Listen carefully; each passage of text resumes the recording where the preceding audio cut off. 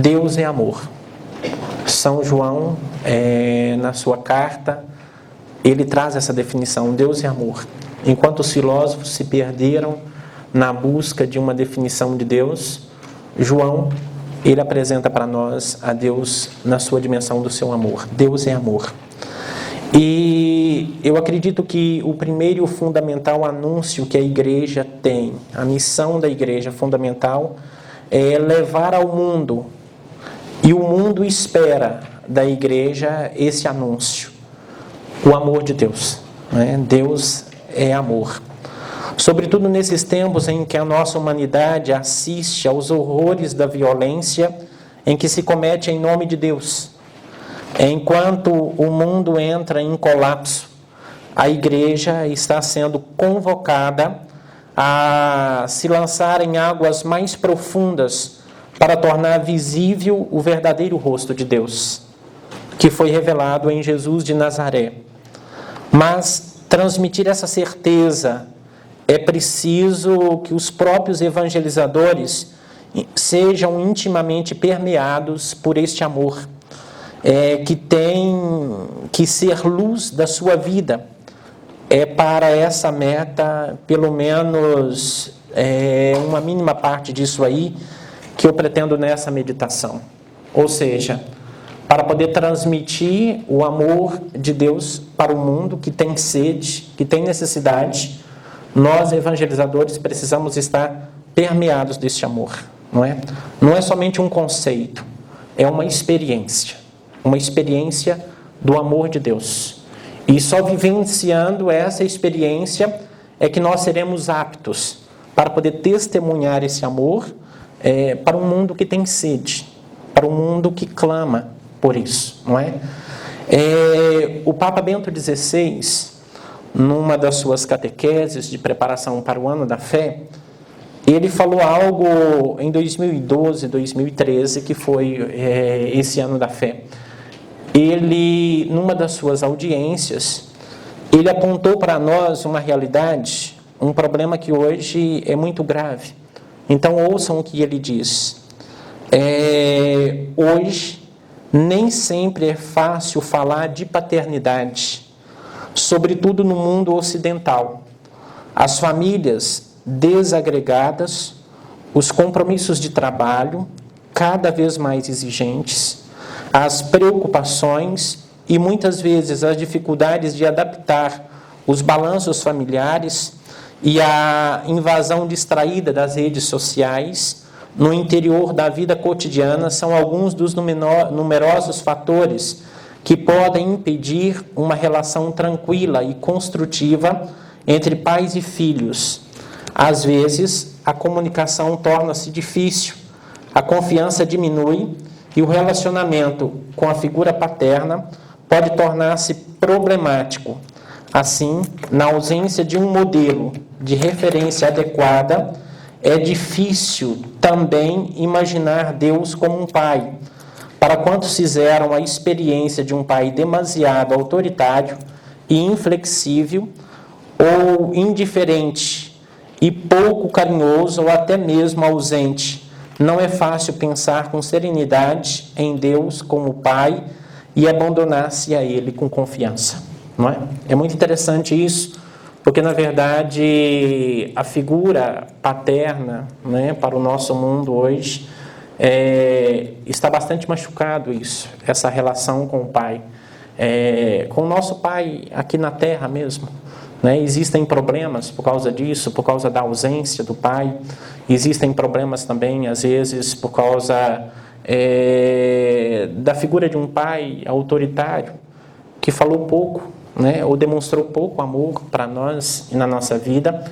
Então, para o Papa Bento XVI, isso constitui um problema na nossa relação com o nosso Pai do Céu, porque muitas vezes nós transferimos para Ele essa nossa experiência. Mas é preciso superar isso. E a igreja, portanto, na evangelização, ela precisa partir dessa verdade que é o que há de mais estimulante no Evangelho. Nosso Senhor Jesus Cristo veio revelar isso para nós, que Deus, Ele é Pai. Quando pediram a Jesus, ensina-nos a rezar, como João ensinou aos seus discípulos. Jesus diz, quando rezardes, dizei, Pai, não é? Pai nosso que está aí no céu. E aí continua. A primeira, antes de tudo, é buscar Deus como Pai. E também o Papa Bento XVI, ele diz o seguinte, além dessas considerações, né, nós podemos observar essas dificuldades, mas o Papa diz que, no entanto, você existe para poder ensinar Deus aos homens. E unicamente onde se vê Deus começa realmente a vida. Só quando encontra Cristo, o Deus vivo, é que se conhecerá a vida. Você não é o produto casual e sem sentido de evolução. Você é fruto de um pensamento de Deus. Você é querido, é amado, é necessário. É exatamente onde nós encontramos com Deus é que começa a vida verdadeira, não é? É muito importante nós entendermos isso. Por essa razão, aqui nessa palestra, muitos de vocês conhecem, mas eu gostaria de recordar a experiência da Vassula, logo no começo, porque ela teve essa experiência do encontro com Deus, essa experiência do encontro com o Pai. E no diálogo que o Pai estabeleceu com ela, ele foi derrubando tantas visões equivocadas que ela tinha desse Pai, e ele foi se apresentando a si mesmo, como um Pai amoroso e convidando para a intimidade. Muitos de nós conhecemos isso aí, né? Das primeiras vezes que eu escutei Vassula, isso foi uma das experiências que mais tocou o meu coração. Quer dizer, abriu para mim o caminho e a possibilidade de entender que esse Deus, ele é Pai, que esse Deus é um Pai amoroso que nos convida ao diálogo, nos convida à intimidade com Ele, não é? Então, deste modo, eu vou falar de um pouco dessa experiência. Deus Pai, então, se aproximou de Vassula, né? Depois da purificação que durou 3 semanas, Ele veio a ela e disse, eu sou o teu Pai. E Ele falou muito lentamente e esperou. Depois Ele disse, tu és a minha filha, tu me pertences, tu és amada por mim, tu és a minha semente. Quando Deus assim falou, era como se ela estivesse há muito tempo com amnésia e de repente começasse a se lembrar do passado, que tinha um pai e que estava ali, agora lhe falando. A seguir, com tristeza, Deus disse para ela, por que é que os meus filhos me abandonaram? Por que é que me esqueceram?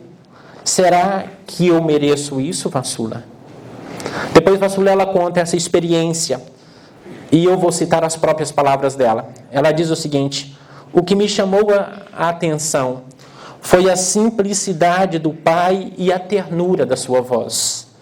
Isso foi surpresa para mim, porque quando eu pensava em Deus, eu pensava em alguém distante, muito grande, muito severo. Tinha uma imagem errada de Deus, como muitos têm. Entretanto, quando eu ouvi a sua voz, eu fiquei surpreendida com sua gentileza, com o tom paterno que ele tinha, e eu senti o seu imenso amor. Neste momento, eu me senti completamente em paz e alegre, porque Deus é alegria, e todo o medo desapareceu. Foi como se eu o conhecesse em toda a minha vida, e eu me senti tão à vontade com a sua presença, que senti que poderia correr para ele e me atirar em seus braços como uma criancinha diante do seu pai. Deus Pai me fez perceber que eu pertencia só a Ele e a mais ninguém, nem mesmo ao meu Pai na terra, pois Ele é o Criador, é o meu Pai, antes do meu Pai na terra. Foi assim que eu me senti. Por outro lado, também sentia a sua ternura, o seu amor, seu jeito paternal. Tudo isso ao mesmo tempo, em poucos segundos. As palavras do Pai entraram em mim tão profundamente que eu não tive a menor dúvida de que a vida inteira eu tinha feito tudo errado e havia ignorado a quem eu pertencia. Como vocês notam, não se trata de um conceito. é uma experiência, né? E poucos dias atrás, com esse texto diante do Santíssimo, preparando para esse momento, de repente Deus também concede-me a graça de ter essa percepção da sua presença, né? Enquanto a gente está buscando conceitos para poder refletir, Deus não vem com conceitos, né? Ele vem com presença. E é essa presença que você deve buscar. É essa presença que a verdadeira vida em Deus vai nos mostrando e vai nos possibilitando na medida que nós vamos avançando. Porque toda palavra que o Pai diz ali é para nós, é para cada um de nós, né? Vassula é como que a representante de cada um de nós diante desse Deus. E depois, de acordo com Vassula, Deus Pai vem a ela e pede a ela para poder rezar o Pai Nosso.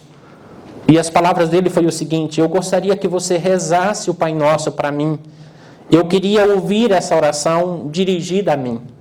Vassula conta que ela rezou uma vez, não é? Duas, e muitas vezes. E a cada vez que ela rezava, ele dizia, não está bom. Não é? Foi só no final do dia.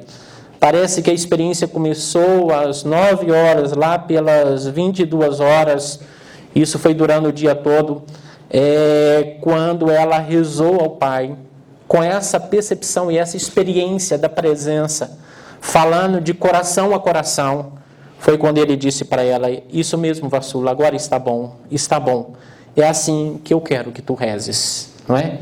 Então, encontrar o coração deste Pai, eu acho que é um dos núcleos fundamentais e mais bonitos dessa experiência da verdadeira vida em Deus, não é? Encontrar com esse coração e tratar com esse coração. Inclusive, há outras passagens e outros momentos que nós escutamos a própria Vassula falar dessa experiência, e é o próprio Senhor que diz para ela, venha a mim do jeito que você está. Não espera ser santo para poder vir, não é? É nessa busca do coração de Deus e nessa comunhão, nessa intimidade com Ele, é que nós encontramos a santidade, né? A santidade que vem dele mesmo. Ele disse, as palavras do Pai são essas, eu quero que você seja íntima de mim. Venha a mim como uma criança e fale comigo de coração e eu te ouvirei. Não faça orações complicadas que nunca me alcançarão e que são ditas somente pelos teus lábios. Venha a mim simplicidade de coração e fale comigo. Ame-me intimamente.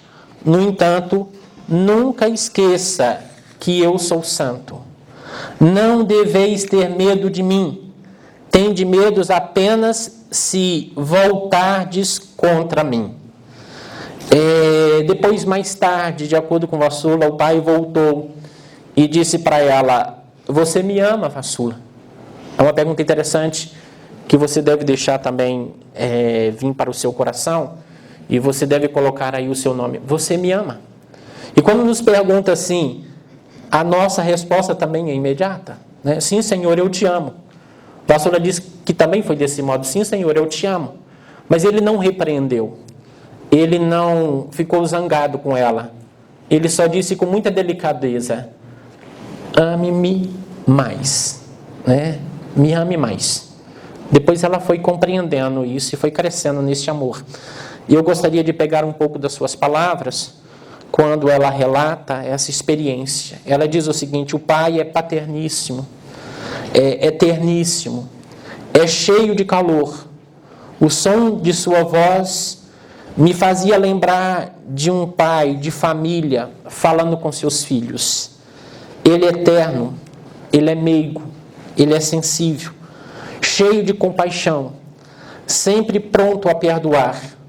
Um Deus completamente diferente do que eu conhecia, pois para mim Deus era um ser muito distante, inacessível e sempre pronto para castigar.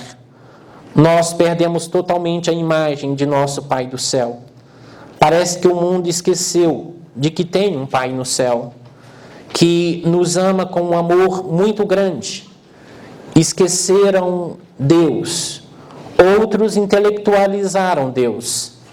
Eles não têm uma ideia real de Deus como Pai, como uma pessoa, como pessoa divina, que tem ouvidos e olhos e nos vê e tem coração, que pode ser tocado através das palavras que dizemos a Ele e também por nosso comportamento. Jesus também descreve o Pai. Para Vassula, e você já deve ter encontrado essa passagem. Ele diz o seguinte: meu Pai é rei, porém é tão materno. Ele é juiz, porém tão terno e amoroso. Ele é o alfa e o ômega, o início e o fim, todo onipotente e poderoso, porém tão manso. É interessante que, sem negar todas as categorias que teologicamente nós nos dirigimos ao Pai, nos referimos a Ele, Jesus, sem considerar tudo isso, diz: mas, no entanto, Ele é tão Pai. No entanto, Ele é tão paterno. Ele é tão materno. Não é? E é essa experiência que nós devemos buscar. Então, eu gostaria agora de entrar um pouquinho em algumas coisas que alguns teólogos dizem a respeito desse Pai no seu amor. É interessante você observar isso. O primeiro teólogo que diz e trata disso aí é João, o evangelista. Lá no prólogo do Evangelho, João diz assim: no princípio era o Verbo. Né? No princípio era o Verbo. O princípio, ele não diz, o princípio era o Verbo. No princípio estava o Verbo, pois o Verbo estava no princípio junto de Deus. O princípio de tudo, portanto, é a pessoa do Pai. Diz a teologia que o Pai, no âmbito da Trindade, é o único que ama sem ter a necessidade de ser amado. Então, o que eu estou querendo dizer é que no âmbito da Trindade nós encontramos isso, uma relação de amor que origina no Pai, e deste modo nós contemplamos essa eternidade do amor. Então o Pai, e ele é chamado assim porque tem filho, não é? E tem esse filho que ama, e essa relação de amor é o Espírito Santo. Então, em linguagem teológica, é por aí que nós vamos. Mas, no entanto, eu estou dizendo isso para poder afirmar essa eternidade do amor de Deus. Antes mesmo de criar essa relação com o ser humano, Deus já existia e existia no seu amor. São Bernardo de Claraval, ele fala sobre essa onipotência, ou essa eternidade do amor de Deus, do amor do Pai, com essas palavras: o amor subsiste por si mesmo, agrada por si mesmo e é causa de si mesmo. Ele próprio é para si mesmo o mérito e o prêmio. O amor não busca outro motivo nem outro fruto fora de si. O seu fruto consiste na sua prática. Amo porque amo. Amo para amar. Grande coisa é o amor, desde que remete ao seu princípio, que volte à sua origem, que torne para a sua fonte, que se alimente sempre da nascente, donde possa brotar incessantemente. Entre todas as moções, sentimentos e afetos da alma, o amor é o único em que a criatura pode corresponder ao seu Criador, se não em igual medida, ao menos de modo semelhante. Com efeito, Deus, quando ama, não quer outra coisa senão ser amado. Isto é, não ama para outro motivo senão para ser amado, sabendo que o próprio do amor torna felizes os que amam entre si. Então, esse amor eterno de Deus é natureza, não é graça, não é misericórdia. O Pai tem necessidade de amar para ser Pai, não é? Então, o que eu estou tentando mostrar aqui é que o amor de Deus já existe na eternidade da Trindade. Porém, esse amor de Deus, que já existe, na eternidade, nessa relação das três pessoas, esse amor se torna dom, quando Deus cria o ser humano. E Ele cria o ser humano para poder compartilhar esse amor conosco, né, com o ser humano. E o amor, pela sua própria natureza, tende a se difundir. Isso é próprio do amor. Né? Por isso que Deus cria a criatura humana para poder difundir o seu amor entre nós. Como criastes então, ó Pai eterno, essa tua criatura? A resposta é: o amor te obrigou a criá-la. Por amor, Deus criou. Então, o amor de Deus, existente na eternidade, ele se torna dom e compartilha com a criatura. Aí nós podemos observar o que é misericórdia. Se misericórdia é dar o coração aos miseráveis, Deus criou o ser humano para poder dar o seu coração. Agora, essa misericórdia de Deus, ela se expressa, além da criação, ela se expressa também no perdão, não é? Deus se faz misericórdia perdoando. E aí os teólogos nos ajudam a entender uma coisa que é muito profunda, e a gente vê isso na leitura da verdadeira vida em Deus, que esse amor de Deus, que se faz misericórdia no perdão, nós podemos encontrar nisso aí o sofrimento de Deus, não é? O que pode ser difícil para algumas pessoas compreenderem. Como é que pode? Deus sofre. E aí nós precisamos distinguir duas coisas, não é? A natureza e a pessoa. Né? Na sua natureza eterna, os teólogos não admitem que nós falamos de sofrimento de Deus. Mas quando Deus cria o ser humano, ele entra em relação conosco. E ele compartilha conosco toda a sua glória. Então Deus, ele sofre também com a realidade do ser humano, nessa relação, não é? Tem um teólogo do século XIII que ele diz o seguinte: duas coisas revelam o amante verdadeiro e o fazem triunfar. Primeiro, consiste em fazer o bem ao amado. A segunda coisa é, de longe, muito superior a isso, consiste no sofrer por ele, no sofrer pelo amado. Por isso, para dar-nos a prova do seu grande amor, Deus, como que inventa, cria o seu próprio aniquilamento, realiza-o e faz de modo a tornar-se capaz de sofrer coisas terríveis. Assim, tudo aquilo que suporta, Deus convence os homens do seu extraordinário amor por eles e os atrai novamente a si. Eles que fugiram do Senhor bom, crendo ser odiado por ele. Não é? Então, este amor que Catarina de Sena aponta como amor de doação, torna-se o amor de perdão, o amor que sofre. Então, a misericórdia de Deus, ela é anterior ao perdão. Né? Ela se demonstra na criação e depois se expressa no máximo no perdão, na realidade do perdão. Então, para poder ir finalizando a nossa reflexão, tem algumas coisas que eu gostaria que ficasse dentro do seu coração através dessa mensagem. Primeiro, Deus se apresenta para mim e para você, não é? E para toda a humanidade, como Pai amoroso. A verdadeira vida em Deus, ela não foge disso. Antes, pelo contrário, não é? Essa é uma das coisas principais que nós encontramos na verdadeira vida em Deus. Deus se apresenta à nossa humanidade como Pai amoroso. E a verdadeira vida em Deus, ela revela para nós um Deus terno e doce. Um Deus que sofre.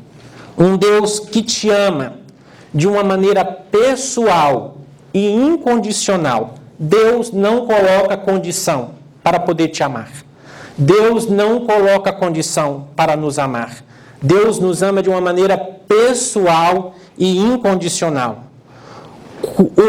Quem é o ser humano, homem ou mulher, novo ou velho, rico ou pobre, culto ou sem cultura, religioso ou não, Deus nos ama. tudo que você é aparentemente e tudo que você não é, né? Deus te ama nessa sua realidade. É muito importante nós aprofundarmos essa experiência, porque isso é uma das maiores verdades que a verdadeira vida em Deus traz para nós. Que Deus nos ama de uma maneira pessoal, de uma maneira incondicional. Então, também por aí nós entendemos que o amor de Deus é firme e é fiel para sempre. Não falhará nunca, em nenhuma circunstância e por nenhum motivo. Lá na palavra de Deus, no livro do profeta Isaías, está escrito: pode a mãe abandonar o seu filho, o filho de suas entranhas, mas eu não o esqueço.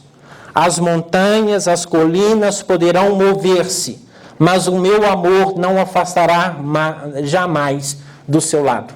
Como nós podemos observar hoje, não é? As montanhas podem até derreter-se, o mundo pode entrar em colapso, mas o amor de Deus para com você, para comigo, para com toda a criatura, esse amor de Deus não muda, é imutável. Você pode mudar ou pode não mudar, mas o amor de Deus por você é garantido.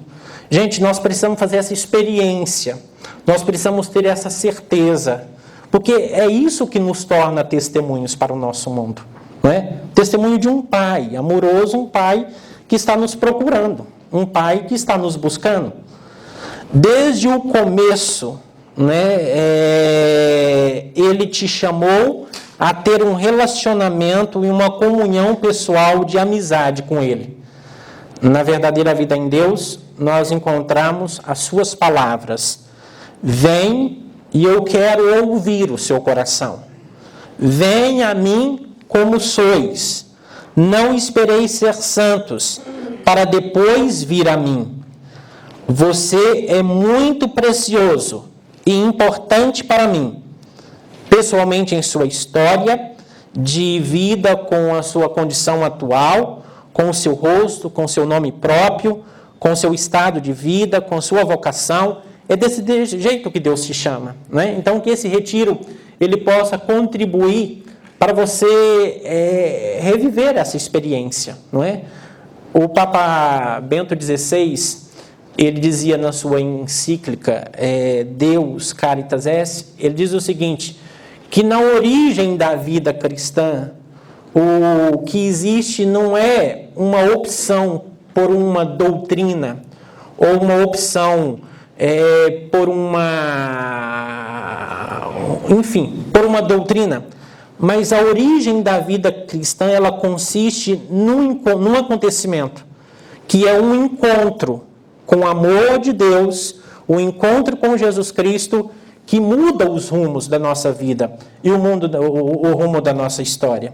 Então, se você já passou por essa experiência, e eu creio que sim, senão você não estaria aqui, esse tempo de retiro é um tempo de nós voltarmos lá, porque parece que o corre-corre da vida, o ritmo da nossa vida, ele vai nos afastando disso, vai arrefecendo esse amor de Deus em nossos corações, e é isso que nos sustenta, não é? A certeza de que nós temos um Pai amoroso, a certeza de que nós temos um Pai que, se preciso fosse, ele percorreria o mundo inteiro em busca de um só que se perdeu, em busca de você, não é? Em busca de cada um de nós.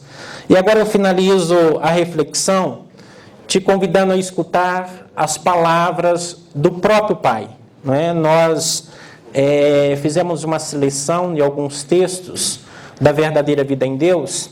Eu gostaria que você considerasse esse momento final aqui, nós escutamos o que Vassula disse da sua experiência do encontro com o Pai, algumas coisas que alguns teólogos dizem a respeito do Pai. Agora eu acho que seria interessante nós escutarmos o próprio Pai, não é? O que ele diz. Então nós entramos naquele tempo já da meditação, não é? Ao final da reflexão, eu vou ler e que essa leitura ela possa te ajudar, né? Para você que está me entendendo na mesma língua, você pode até fechar os seus olhos, ao invés de acompanhar aí na apostila. Para os outros, né, que estão precisando da tradução, A apostila também está aí e você pode acompanhar então essa leitura lendo. Oh, como te amo! Vem a mim, eu sou teu Pai eterno. Vem sentir o amor que eu tenho pelos meus filhos. Te levarei a amar-me, eu te indicarei o caminho. Sou um Deus de amor. Eu sou um Deus de paz. Sou um Deus de misericórdia. Eu sou doce. Eu sou um bom pastor. Eu sou um pai de perdão. Te aceito como és, porque eu te amo. Mas deve deixar-te formar por mim, como eu quero que tu sejas. Eu iluminei o seu coração para que me ames. Sou eu que vos dou essa graça. Quereis aceitá-la? Eu sou a fonte de amor, e desta fonte brota esse amor infinito que paira sobre toda a criação. Tudo aquilo que eu vos peço é um regresso ao amor. Tantos de vós pensais que eu sou um Deus pronto para a cólera, e desse modo acabais por me temer e tendes verdadeiro medo de vos aproximar de mim.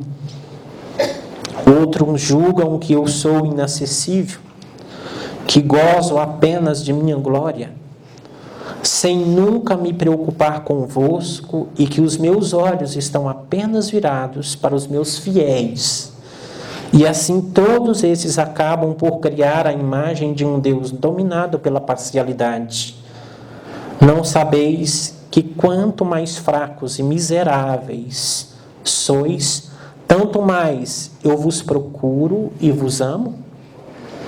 Eu sou santo, mas quero também que vós compreendais quanto desejo ser íntimo convosco e me tenhais como seu santo companheiro. Eu sou o vosso Pai eterno, aquele que vos ama com amor eterno. Eu olhei para ti e te amei. Venha para me conhecer. Venha. Você que me evita e me teme, você que não me conhece, venha. Se aproxima mais de mim e compreenderá que eu sou um Deus cheio de amor, de piedade e de misericórdia. Não me rejeite, ainda antes de me conhecer. O meu amor superabundante te oferece misericórdia. Não rejeite a graça de saber escolher entre o bem e o mal. Eu te dou a liberdade de escolher, mas te dou também a capacidade de fazer de você mesmo ser superior. Dei-te dons. Utilize esses dons que te concedi, e com a inteligência e o coração que te dei, compreende e comece por me aceitar, para me conhecer melhor. Chamo-vos para que venhais a mim. Não tenhais medo. Não vos farei qualquer censura.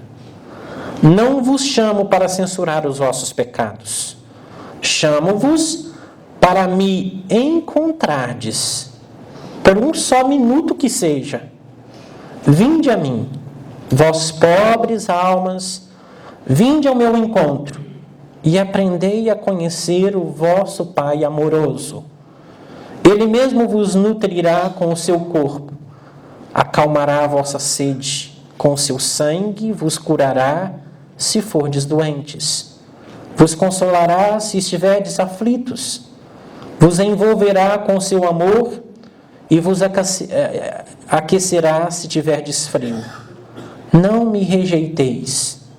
Eu sou amor e amo-vos, apesar da vossa maldade. Digo que vos amo, mesmo que vós me desprezeis. Sou um Deus cheio de piedade, sempre disposto a receber-vos e a deixar-vos viver no meu coração. Permaneça com seus olhos fechados e eu gostaria de te ajudar a rezar, respondendo pelo menos um pouco a essas palavras que o Pai nos dirige.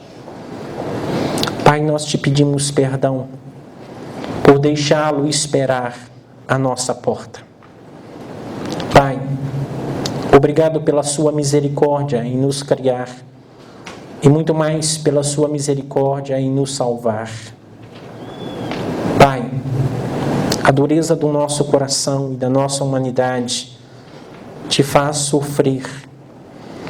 Mas hoje, Pai, nós queremos abrir de novo o nosso coração para vós e te pedimos para que resgate no nosso coração a intimidade convosco, porque nós dependemos de Ti e dependemos do Seu amor. Pai, muito obrigado por esse tempo. Que esse tempo seja um tempo de encontro convosco. A nossa humanidade tem necessidade de conhecer o Seu rosto, muito embora Jesus de Nazaré, o Seu Filho, revelou o Seu rosto para nós. Mas tanta coisa da nossa história e da nossa humanidade que escureceu, impossibilitou tantos de poder Te conhecer e Te olhar. E agora, Pai, mais uma vez, o Senhor nos busca através dessa verdade, através desse caminho. Obrigado, Pai, por me encontrar nessa manhã. Obrigado, Pai, por o Seu Espírito fazer-me encontrar com essa realidade do Seu amor que eu tanto precisava, que eu tanto buscava. Pai, muito obrigado pela Sua presença conosco. Eu convido você agora para que você continue essa oração aí no íntimo do seu coração, no momento de silêncio. Permaneça com seus olhos fechados e deixa que o seu diálogo possa fluir de dentro do seu coração para esse Pai terno e amoroso, do qual nós não temos o direito de desconfiar. Pelo contrário, de cair nos seus braços, se de fato nós queremos ser felizes e completos.